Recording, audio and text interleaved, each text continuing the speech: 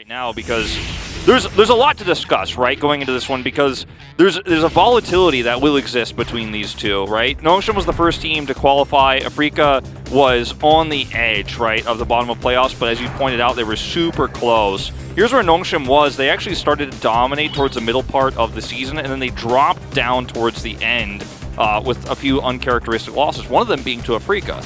Yeah, one of them to Afrika, one of them to Gen G, right there at the end. This is pretty insane, by the way. Look at these stats here. This is by far the least winning #1 team in the LCK we've had over the last 4 seasons. #1, 12-6 for Damwon Kia. Yeah, and the most winning, bottom playoff team as well. So the gap between 1st and 6th is 1 win, and that's how crazy summer has been. So we'll take a look at the goal difference graph here from Afrika versus Nongshim. Generally, you talked about that style mismatch. Nongshim start off slow and then they ramp up later. Their team fighting, their team communication is insane. Whereas Afrika, generally, early on in the game, they like to get ahead and sometimes fall apart later on. Yeah, and this is something that can be great for Afrika, but it can also be a double-edged sword, because if they don't get those early advantages, the first bloods you see here now listed for them, right? Their first turrets, Herald control, these types of things, because Dread is such an aggressive jungler, then you can find yourself struggling later on. And that's where the key matchup comes in player-wise, because it is going to be between Dread and Peanut. 2 completely different styles of play. Dread aggressive early, one of the highest counter-jungling percentages in the LCK right now, whereas Peanut likes to farm up. He plays the early game a lot slower, tries to scale into mid-game team fights. If he's on the Diana, he's going to look for explosion there. If he's on the Nidalee, he's going to play very passively and get that item damage done way later on in the game, whereas Dread doesn't play that style. So when it's very feast or famine for both these players. If Peanut falls behind because of Dread's playstyle, then he's not going to have those advantages later on, but the same could be true of Dread. If he fails to find those early advantages or actually overextends and falls behind, dying during ganks, for example, he is going to have a really hard time because he doesn't play the scaling junglers that Peanut does. Yeah, it's very true, and this is really cool, actually. As the Sonic Wave comes through, the stats come up, and then they get erased. Get your cameras. As you can see here, another big matchup that we do have is PUG first versus third. Gori was able to get the first one here with 11, I believe.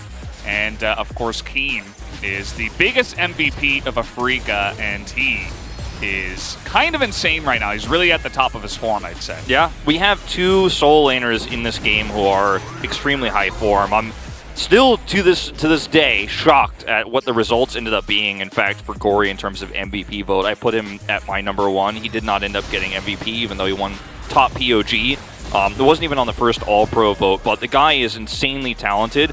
But on the other side of things, you have Keen, right? And Keen is a scary player in terms of the lane matchup. This is a really bad mismatch for Nongshim in that Rich is arguably their weakest player right now in this meta, especially in the laning phase. His team fighting could be great later on, but Keen is arguably the best laner in the LCK on the top side of the map.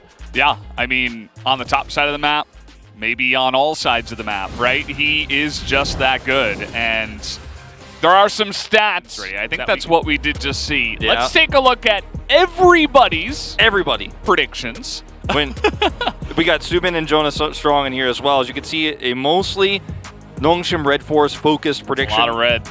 Cloud Templar are the only analyst per se who voted for Afrika Freaks, but Subin and Jonas Strong joined him.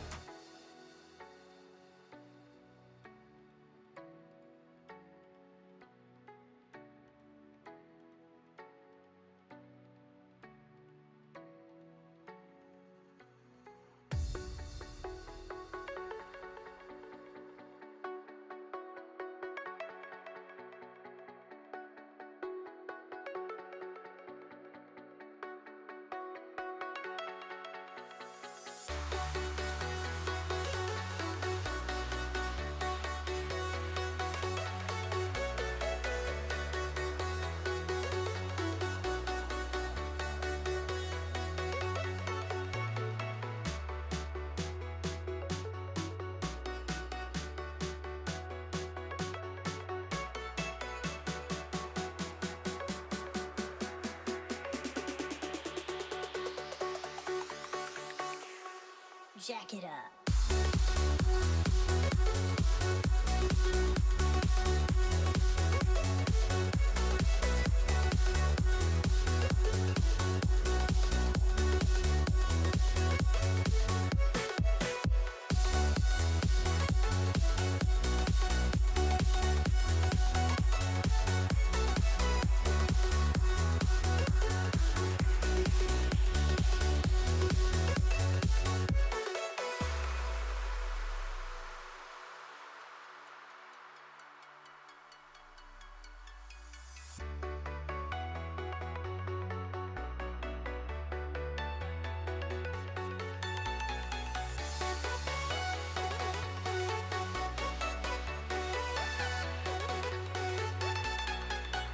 Even with that Q not connecting, he knows what's up. They should. Does he, though? Doesn't look like he does, and now Kellen's going to get engaged upon here. The satchel helps out, and Kellen still has his flash, and will wait until the last possible moment. Now Dread getting a little bit too close, and the Crescent coming in, and the bomb won't be enough. And that will be Ducktom picking up first blood. Lonnie in this case. You know, a lot of other jungles end up making a bigger play here, do a lot more damage. Unfortunately, Dread's just not at that stage as Gori. Gori might die here. The flash comes in, and there it is. 1E to rule them all. As do you want to go in on this one? Peanuts on vision, and Lehens is getting pretty low. And now with the teleport coming in, this is Ziggs that's teleporting in, and the Hex Flash over the wall will not be enough. And they get spotted here on the Drake take, and now Nongshim will get the Infernal. And how about a solo kill from Rich over Keen? What am I watching? Oh, you're because this game is so action-packed. Yeah. But we'll watch this moment. So this is where Peanut walked on a ward, and then Dread comes out here. He knows that the Peanut is very far away, but they're not able to secure the kill because the Zenith Blade actually allows Kellen to get out here, and then the flash forward is so beautiful. You end up having to use 2 flashes here, but Ducktom is able to connect, and that's a kill. Then this is the error in the mid lane from Gori because he mistimes his knockup. So, and then decides to chase further and ends up getting rooted. That's all you need. And you can see the call out here. Fly's like not too enthused about it, but does end up winning out there as we'll watch. How about this? Yeah. Rich's perspective. Lands the flawless duet and just runs him down. Yeah, he's fully stacked on his Q. You can tell he's so excited. Because they don't have enough control over the top side, even with Dread lurking here now. This is a bit of a bait. Yeah. They're trying to take advantage of Rich here as the stun, the flawless duet will entirely miss. Rich with the flash away, but the follow-up from Keen. And I think the second they see Peanut, they could call for it in the top side. There it is. Fly coming up here, as well as Gori, I believe. As yes, it's going to be a 3-on-2 flash away from the moonfall, but now they're just diving on the fly, and he can't do anything to get away. And Keen, same for him, trying to get the resets, but he cannot, as Rich will go down. Grab away that tempo from Nongshim would be heading towards now a Mountain Soul. And Soul Point on the follow-up Drake is pretty huge, as I don't know about this commitment here. I don't think you win this fight. You're going to need somebody else here. A lot of cooldowns and flashes down, and now a teleport from Ducktom is coming on in, but now we got everybody joining in. Keen trying to get back in the fight, and they're isolating Peanut. A lot of damage done with the bomb, but that's fine. Keen a little bit isolated himself, and Peanut's still not dead, but Keen on a little bit of a rampage, and it looks like Nongshim may have overstepped here just a bit. That's 2 kills. Now over to the side of Keen, and just giving them a lot of gold to actually be useful, as they saw Peanut.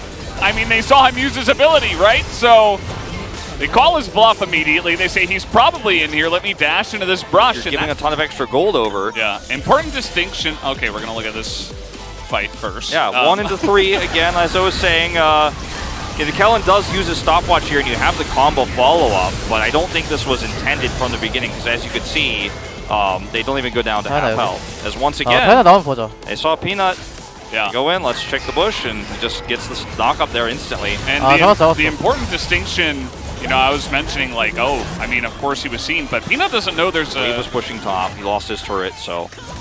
Okay, here we go. That's going to be a flawless duet, but look at that, the tip of the Everfrost, and now we have everybody grouping up here, and that should be enough. Down he will go. It means that Nongshim have to play so passively right now. Dread going in. Yeah, he really has no fear, just running straight into the brush, and now there's going to be 4 of them. 5 make it as the engage comes in. They get the wombo combo. There's the damage. The Vanguard sends as well.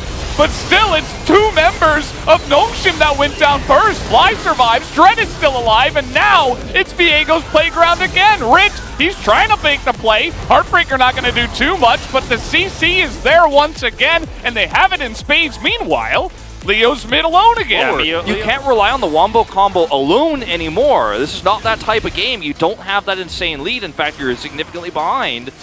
Okay, maybe it's Afrika who overstayed this time. Lahen's definitely going to pay the price, but at least Keen does get away. Yeah, they're turning this game around. And they're really ramping up in recent times. 3 wins in series in a row, and now they're looking for potentially another one here, at least in game 1, as Dread extremely tanky on the Sejuani. It's not going to be easy. Look at the damage on the Kellen. He just goes down, and Boris gets it, and now we have the wombo combo from Afrika this time, trying to turn it around with the Moonfall, with the Yasuo. But as we've been saying, the damage is just not there anymore. Walls are closing in on Nongshim. I mean, this is, you can't win this fight, and you had a lot of Drake Cryo here and a perfect setup. I mean, look at where Ductom is. He's being zoned out, but he still gets a big ult off, and the combo is kind of in reverse this time, right? Gori goes in first, then you see the Diana ult, Moonfall is last, but it just doesn't matter when you can't actually get the last part of those health bars down. Gori is not going to do sustain. With that lethality. Yeah, Ductom needs to stay alive. It's so important in this upcoming fight. Kellen's caught! Yeah, they're gonna find him again, and that's a dead Leona.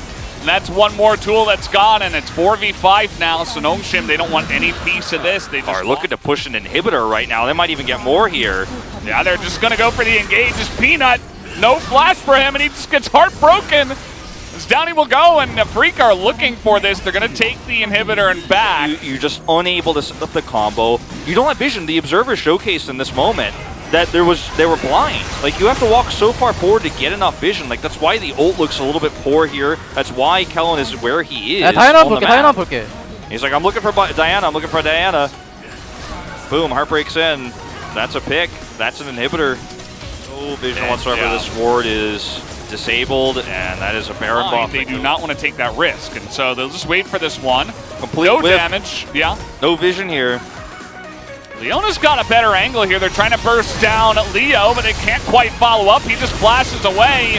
The Moonfall is just, it's nothing. The Yasuo trying to do some damage, but it's not quite enough. And now Fly on the backside with the Rise just nukes everybody down, and that's going to be it. The ace comes in, and it was a foregone conclusion. Afrika stay clean till the end, and they will pick up game one. Very great start here for Afrika Freaks, a completely different look for them, one that we've been seeing a little bit more of towards the end of regular season. But to win this game against this composition Nongshim are so practiced with, they came prepared. The Sejuani pick was great for this. They handled the early game where they were behind extremely well, positioned extremely well when they were ahead, controlled vision, and played around the objectives.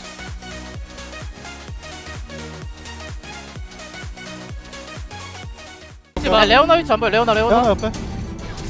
야, 천천히 해봐. 다이나 막혀있어, 다이나 막혀있어. 야, 좋아. 다이나부터 얘들아, 천천히. 나 초직에 있어. 야, 좋다, 이거 좋다. 야, 이래. 직스. 나 죽었어, 일단. 알았어, 끝났어. 아, 다 죽였어. 야, 나한테 와.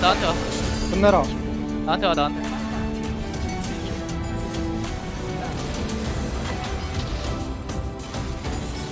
잘했다. 나 풀킬 다. 잘했어. 나 풀킬 다.